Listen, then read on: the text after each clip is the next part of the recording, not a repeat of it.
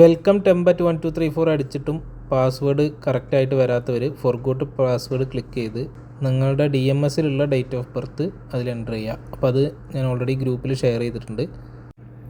Once നിങ്ങൾ date of birth enter ചെയ്ത് submit കൊടുത്തു കഴിഞ്ഞാൽ രജിസ്റ്റർ ചെയ്തിട്ടുള്ള മെയിൽ ID OTP നിങ്ങൾക്ക് കിട്ടും.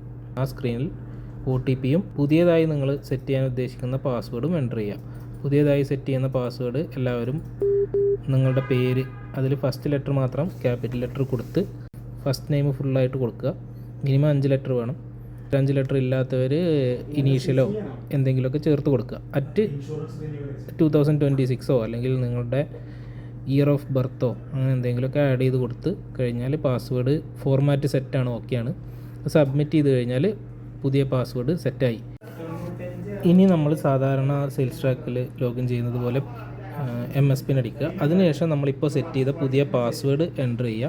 ഇത് രണ്ടും എൻ്റർ ചെയ്ത് സബ്മിറ്റ് കൊടുത്തു കഴിഞ്ഞാൽ മൈ ആപ്പിലേക്ക് OTP സെൻഡ് ആവും. ആ മൈ ആപ്പിൽ കൊടുത്ത OTP എൻ്റർ ചെയ്ത് കഴിഞ്ഞാൽ നമുക്ക് സെയിൽസ് ട്രാക്ക് സാധാരണ പോലെ ലോഗിൻ ചെയ്ത് ഉപയോഗിക്കാൻ പറ്റും. ഇത് എല്ലാ ആപ്പുകൾക്കും ബാധകമാണ്.